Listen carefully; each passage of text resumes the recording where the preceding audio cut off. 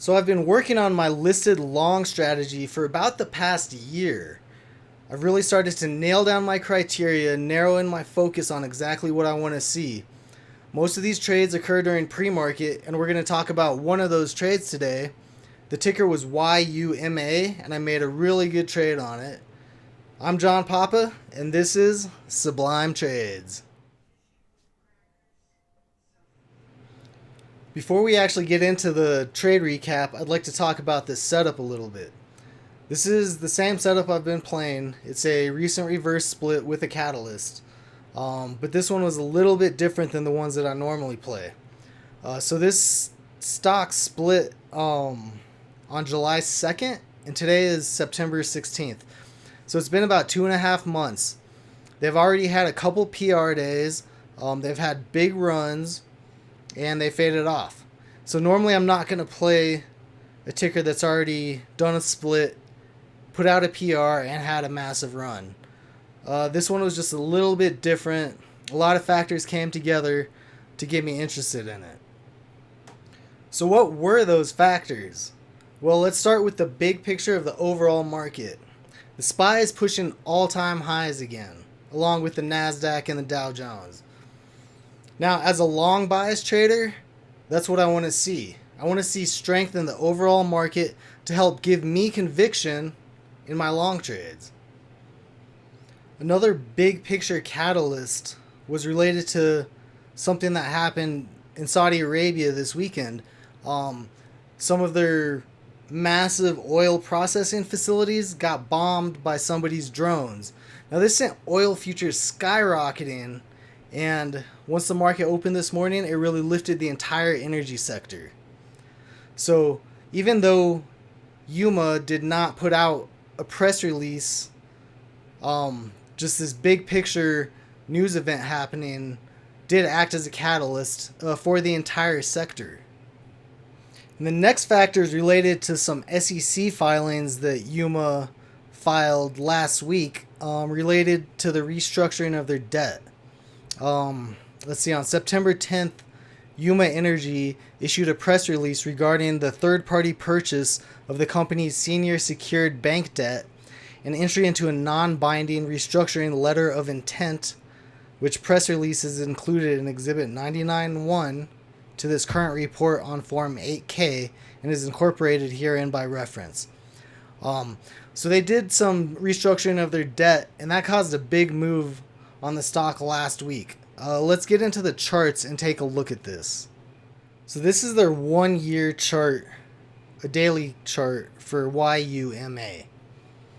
So you can see it's pretty ugly, as these are, the recent reverse splits.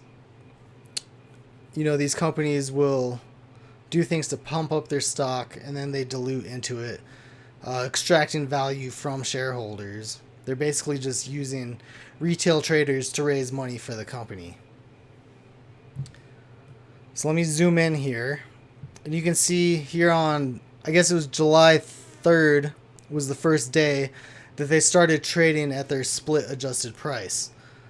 They had a little pop a couple days after the split where they went from $2.70 up to $4, and then they just faded off pretty hard down to about $1.25, $1.30. Looks like they had earnings on August 16th, about a month ago, and that was good enough to get the stock to gap up and run all the way to about $6.50. Earnings winners have actually been doing fairly well this quarter, which is a big change from about the last year, where earnings haven't had that much of an effect on the microcap stocks. But after that day, though, they just faded back off right down to about the 180s. And so here, 9/11, this big move here from 230 to 505, well, really is from where they closed at $1.82. This is when they announced that debt restructuring. So after hours on this red candle, they put out the press release saying that they were going to restructure their debt. It gapped up a little bit, after hours and pre-market, and then the next day it had quite a big move. Yeah, over 100% move up to $5, and then pulled back down to about $3. And so this brings me to my next catalyst that I saw. Basically, the chart looked like it was setting up for a multi-day breakout. Now, if you've followed me for any length of time, you know that I'm a big fan of multi-day breakouts, especially on OTCs. On listed stocks, not so much, but the multi-day breakouts on these recent reverse splits can have some really explosive moves. BPTH was a great example of one of those. So you can see on this day, the day after they announced their debt restructuring, they traded 20 million shares, which was right about the same amount that they traded on earnings when they went up to 650. So it was another big volume day. Had a big move and it pulled back, and then it consolidated for 2 days. And so this is a big thing that got me interested this morning. When I woke up, booted up my computer and saw my scans. Like I say, they didn't, YUMA did not put out a press release today, but they were on scan already because the whole sector was gapping up. And the first thing that I look at when I open up a ticker that's on my scanner is I'm going to look at their daily chart. So I saw this big move, this pullback, and some consolidation. This is back to that basic market structure that I mentioned in that BPTH video. This is how stocks move. Again, like I said in that other video, this is the fundamental structure of the market. Now, don't get confused when I say fundamental. I'm not talking about fundamentals in regards to companies' balance sheets or viability as a real company. I mean fundamental as in the most basic component of price action. Okay, so stocks can be in two different modes. Stocks are either ranging sideways, like they're doing here, where it's pretty much in a channel between 180 and 220, or right here, where it's in a channel between the 130s and the 160s. So that's one mode where stocks, they're just really not doing anything. There's very little volume, and there's very little range. And we don't want to trade those stocks because nothing's happening. What we want to trade as short-term traders is volatile stocks that have large range.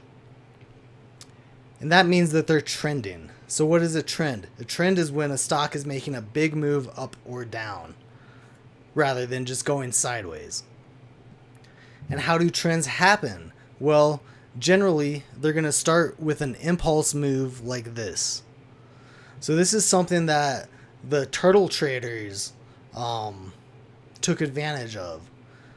They were trend traders, and they would play 20-day breakouts, I believe.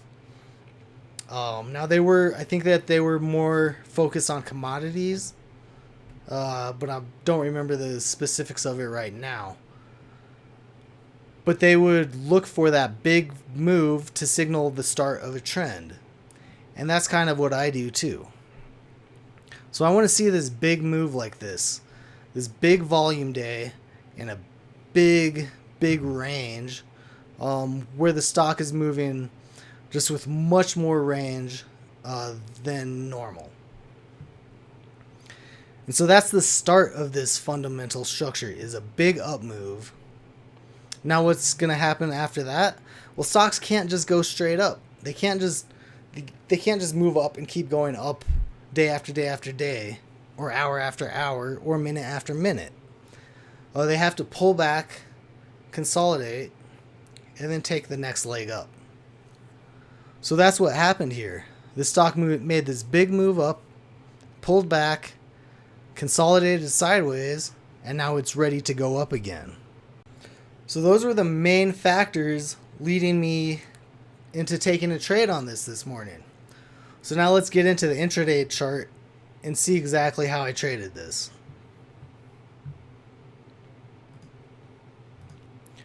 We're going to look at a 3-minute chart. As I've mentioned in previous videos, this is my lowest time frame chart that I use.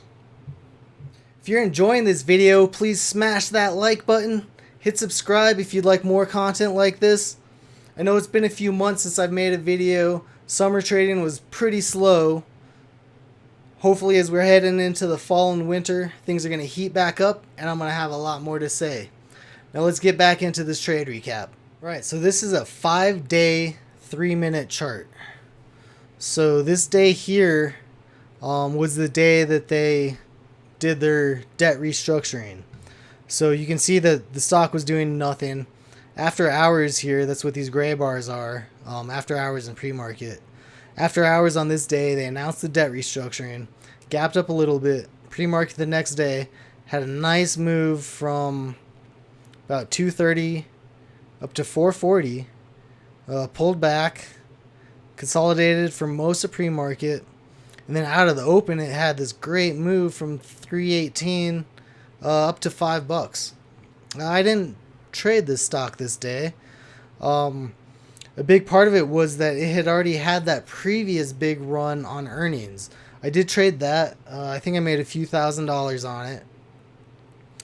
And so this one I just watched it happen. But I don't think I played it. Now, bear with me here because I just saw something that I want to talk about before I get into my actual trade. I'm going to zoom in here on this action. So, something you need to know about the market if you haven't already discovered this is that the market is a fractal. So, what does that mean? Think of a plant, think of a tree. So you have, the tree has its main stem and it's got branches. And then off of each branch, it tends to branch out again. And then off of each of those little branches, it branches out more. So that's what a fractal is you can look at a structure, you can zoom in on a specific part of it, and that smaller part looks like the bigger whole. And so that's the same thing with the market. The market is a fractal. The same patterns play out on every time frame. You can be looking at the smallest 1-minute time frame or even a tick chart showing, much less movement than 1 minute, all the way up to daily, weekly, monthly, yearly charts, and you're going to see the same patterns repeating themselves over and over and over. And what do those patterns come down to? Again, it's that fundamental basic market structure that I was talking about. So we can see that structure here. We can see that this was in a trading range. It was ranging sideways until that news came out, and then it made this big impulse move upwards. And that changed the stock from being in a trading range into a trending range where it's going to make a move upwards. So there's an impulse move up. As I said before, stocks can't just keep going straight up. They've got to pull back and consolidate. So it moves up, pulls back, consolidates, moves up higher, pulls back, consolidates, moves up, pulls back, consolidates, moves up again, pulls back, consolidates, moves up. So that's why I was saying this is the basic fundamental structure of the market. It is this up move, a pullback, followed by another up move. That's it. It kind of looks like a lightning bolt or like a Z flipped on its end. That's how stocks move. That is how price moves. Okay, so let's get back to my trade. I know this is going a lot longer than I intended to, but it kind of helps you see how much thought, how much criteria, how many different things have to line up to take a good trade. So, again, that fundamental structure of an impulse move up, a pullback, consolidation, and the next move up. This is what I was taking advantage of, that basic fundamental market structure. Let's zoom into today. So this is today's chart, and I really am just going to focus on pre-market. That's where I took my trade. And in this case, I really captured all of the meat of the move. So let's zoom into just today's pre-market here.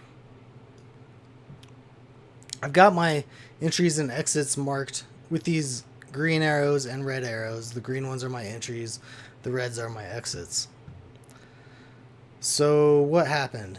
I wake up, the stock is already up. It's already gapped up. I use E-Trade.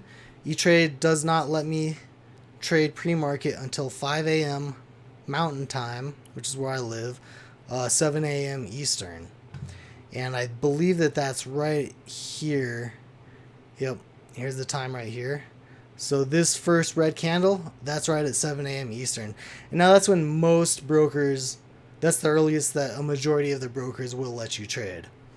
So you can see that the stock had gapped up and is sold off like kind of right as it opened. People who were up early enough to take advantage of it sold into this gap up. So it pulled back and it bounced and it started moving higher. Now, so I took into account all of the things that I've been talking about and decided, yep, I want to be in this trade. How am I going to be in this trade? Where am I going to risk? Where am I going to enter? So it had closed right here around 3:30, 3:35, somewhere around there. I'm going to zoom in a bit closer here.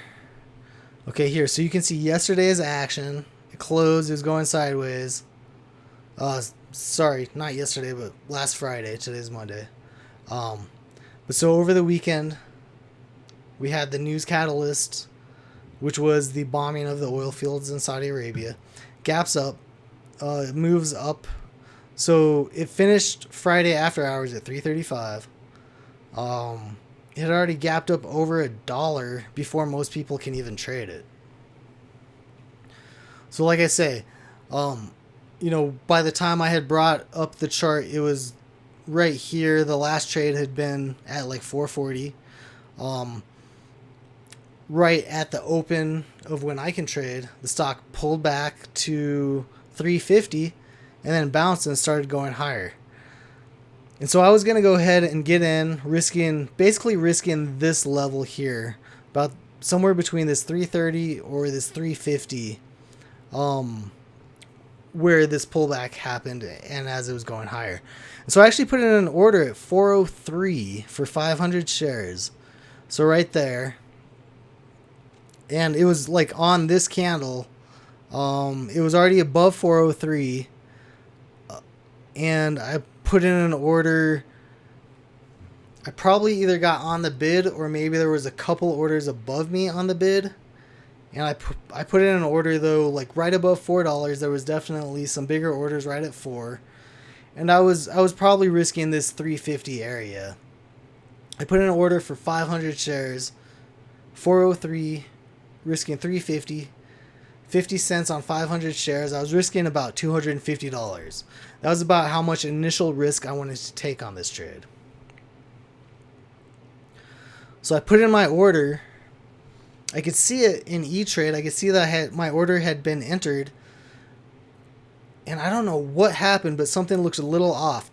Normally it's going to say in my route on a pre-market trade, it's going to say, I think it says auto dash, and then it's saying extended hours, but my column is smaller, so it can't say that whole thing. But I didn't see the dash. And so I don't know what happened, but the stock actually pulled back.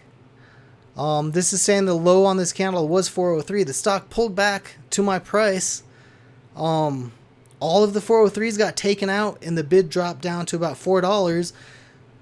I'm sitting there thinking my order is still in at 403 and I'm not getting filled. I must have done something wrong or something happened with my order and it did not get put in correctly.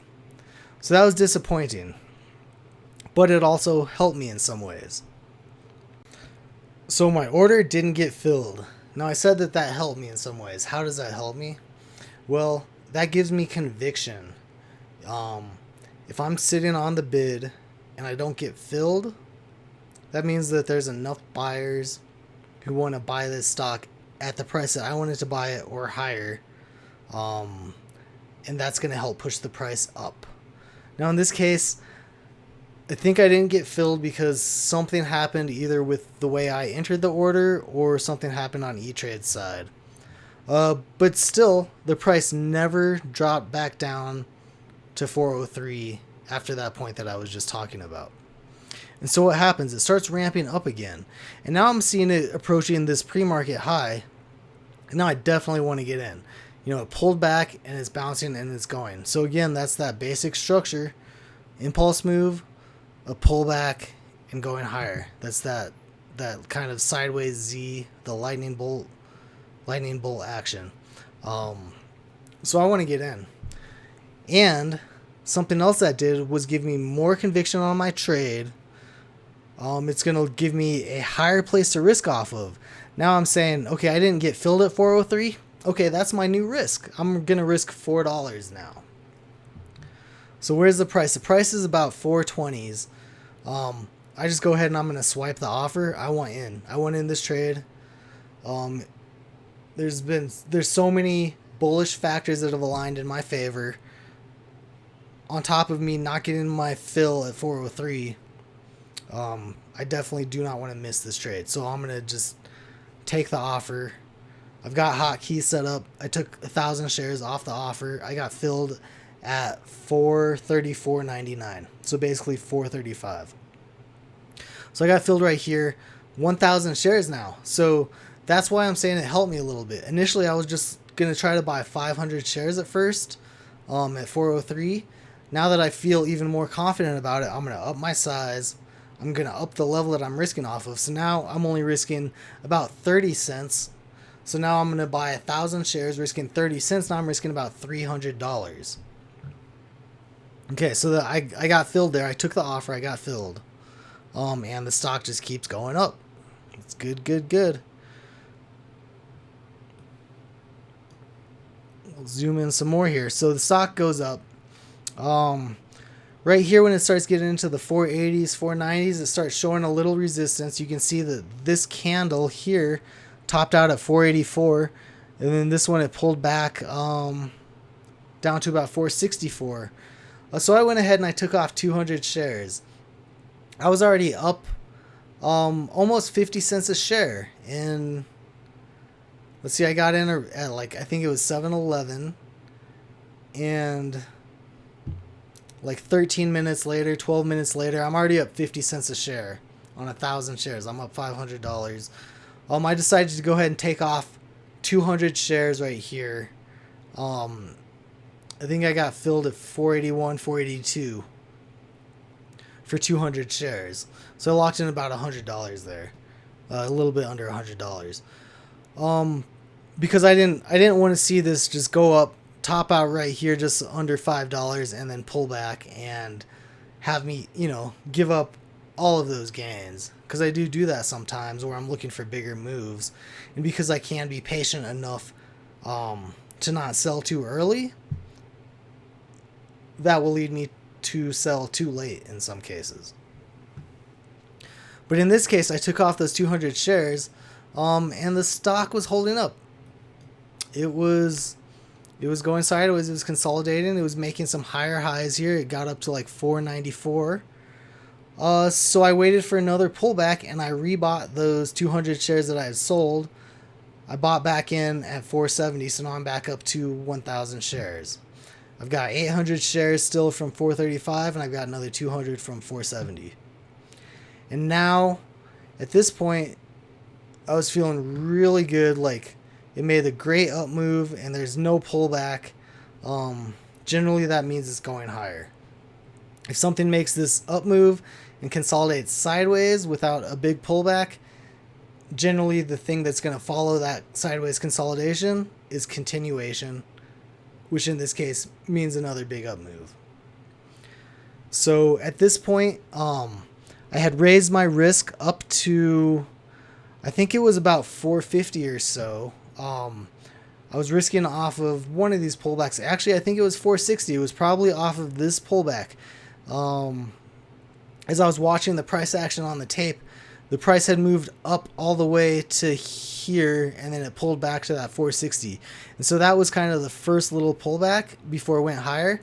And so I raised my risk to that level before I rebought these shares. So now I'm risking this 460 level. So that means that if I cut, I'm in the money already.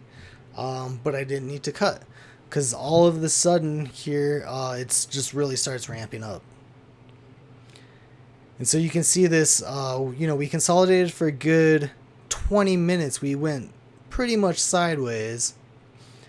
And then some big volume came in right here, and then we're off. And so this, I was just watching this. As this is moving up, I'm considering raising my risk. Once we get over this previous high of 494, once we're over that, I'm pretty much going to be risking that level now. So during these two candles here, I'm ready to cut my whole trade if we break down below this previous high, because resistance should become support. So we moved up here, we pulled back, so this is resistance. Now that we're getting above that resistance, that should now become support. Technical analysis 101. So I'm ready to cut, but I don't need to. We just keep going higher. We're going higher and higher, and we're going higher on decreasing volume. So that's another good sign. That's showing strength. This isn't a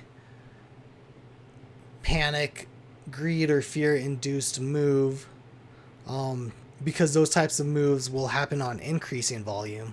This one is happening on decreasing volume.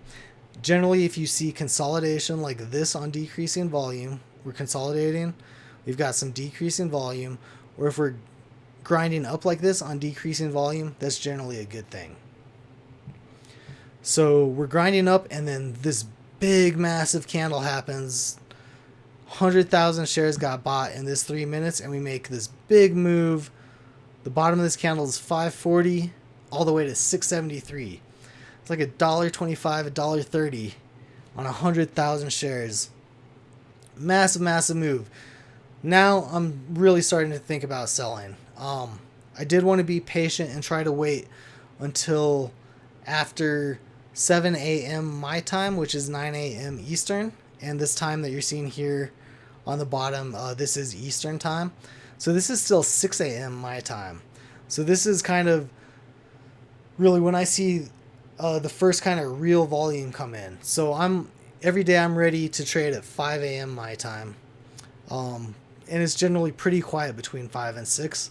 6 a.m. is really when you'll start seeing institutional traders come in, hedge funds, bigger retail traders are going to generally start trading at 6 a.m. Mountain Time, 8 a.m. Eastern. And so that's what all of this volume was. This was probably people who had been watching this, but they can't trade yet because their broker doesn't let them trade until 6 a.m. my time again. 8 a.m. Eastern. Or possibly hedge funds or institutional traders who also cannot trade until 8 a.m. And so right at that 8 a.m. open, big volume, big move up. Okay, now I'm up. My entry was 435. We touched 675. That's almost $2.50. That's a massive move. I'm up more than 50-60% right there. So I'm ready to start selling. And so that's what I did. We hit that 675. We started pulling back, and we consolidated a little bit. I went ahead and started selling. I sold in 100 share increments. At this point, I had 1,000 shares. So I bought in 1,000. I sold 200. I rebought that 200, so I'm at 1,000 shares again. And so I just start selling. I sell 100 shares right here near the top of that candle. It was around 635, 636. It pulls back a little bit, sell another 100 around 624. We get a nice pop. So here again is that move, that basic fundamental structure that I'm talking about. And that does not look as good zoomed in so much. So we get this big impulse up move, we get a pullback consolidation, and another up move. Okay, so that's that structure that I'm always looking for. And so as it starts making that big move up again, I go ahead and I sell some right near this previous high. And I take off another 100. It's getting more choppy, it's more volatile. On this next candle, again, I sell like right below this previous high. I think I sold this one at like 668, and this candle had topped out at 673. And then we break through there. I sell right above this high as we're breaking out, because that's generally going to bring in increased volume, which it does. You can see this candle here, and so that's always good. You get increased volume, increased liquidity. That's where you want to be taking profits into, because it's much easier to sell. If you're going long, it's easier to sell at good prices. It's easier to sell on the offer when there's increased buying. So I took off another 100 right as we broke this candle. And then right as we're topping out here, this topped out at 705. I believe I sold at 698. I'm not sure of the exact number. I don't have it up right now. But in this case, I'm looking at that $7. It's a whole dollar, half dollar level. So you're always going to have some natural resistance at whole dollar levels. So this breaking out a new high over this candle, combined with this increased volume, combined with the whole dollar level, tells me I want to take some profits right there, just in case that's the top. So I sold another 100 there, and what do you know, it does pull back fairly hard from there. Again, these are 3-minute candles, so over about the next 10 minutes, we just get selling all the way back down to about 615. So that was almost a $1 sell-off from that high and from my last sell. But I'm being patient. I had moved my risk after this big move, this pullback, and the move up. On this pullback here, that's going to be my new risk, is where this pulled back to. So I think that was 611. Let's see, 610. This candle right here bottomed at 610. So that's my new risk at that point. Let me go ahead and draw that for you. Sorry, I don't know why that's not drawing. Anyways, just where this cursor is, that level, that's kind of where I'm risking off of now. And so as we're approaching that level, I go ahead and I take some off here, 626. Because I'm just like, okay, we pulled back hard. If we pull back, hit that level and break down, then I'm just going to sell everything. Let's at least get a little bit at a higher price. It comes right down to it. It stops at 613 on this candle and it bounces. And then so I sold some more here at 638 on that bounce. And then we actually start bouncing and we're going up from there. And as we start approaching 650, it's again that whole dollar, half dollar level. So I'm thinking, we definitely had a hard resistance at 7. We pulled way back all the way almost to 6. Now we're bouncing back up. I think that we're going to run into resistance at 650. I'm already up $2 a share on this 1,000 shares. I'm up over 50%. Let's just lock in my profits. So I sold here at about 644 and 650, 651, something like that. And I'm out. And as it turned out, I sold like near the high. Yeah, this line right here where the cursor is, that's kind of there and above is where I sold. And you can see like midday or in the afternoon, it made an attempt at another run and it kind of stopped right at that level. So I'm super happy. All of my sales pre-market ended up being about as best as it could have possibly been. And this move out of the open, this is a big reason why I really try to sell at least 3/4 of my shares in pre-market. If I'm taking a pre-market trade like this, where I have a really good entry, I do not want to give up those gains. And I'm going to sell most of my shares pre-market, if not all. Like in this case, I sold all of my shares. And normally I do sell all of my shares in pre-market. And so I guess just the last thing I want to visit here is again, that basic fundamental market structure, but in reverse. So for a downtrend, the market is still doing that same Z-shaped pattern, the same lightning bolt pattern of an impulse move, a pullback with consolidation, and a continuation in that same direction. So in this case now, during about the last hour and a half of pre-market, we were in a trading range going sideways, consolidating. At the open, we have this impulse move downwards from about 650 all the way to 550, so a dollar pull, a dollar down move very quickly. We get a pullback of about 25 cents, some consolidation, and then continuation to the downside. And then again a pullback, some consolidation, a slight pop here, but then continuation to the downside. And so this is that same thing. This is that same fundamental market structure of an impulse move, pullback and consolidation, and then a continuation in the same direction as the first impulse move. So it works both ways, going up or down. This is still how price moves. This is the fundamental way that price action is structured. And so that was it. That was my trade on YUMA today. I've made about $6,000 total on this trade since the reverse split. I made $2,100 today. I don't remember if I played it on this day. I believe I did play it. I think that CEI moved on this day. CEI had some news, and YUMA moved as a sympathy play. I believe I played that. And then I did play this day on earnings. I missed this big day with our debt restructuring, but I caught this breakout for just a great trade today. And so this is what I look for. This is my listed strategy. This is after about 2.5 years of trading, of failing at playing listed stocks. I got profitable playing OTCs after about 6 months. Listed stocks had eluded me until I found this strategy and really have been focusing on these pre-market plays. So if you stuck with me on this, thank you so much for watching. That went a lot longer than I expected, but I really just wanted to get all that information out there. So if you like this video, please smash that like button, hit subscribe to get more content like this in the future. Follow me on Twitter at Sublime Trades. Leave a comment or question or suggestions, and I'll catch you later.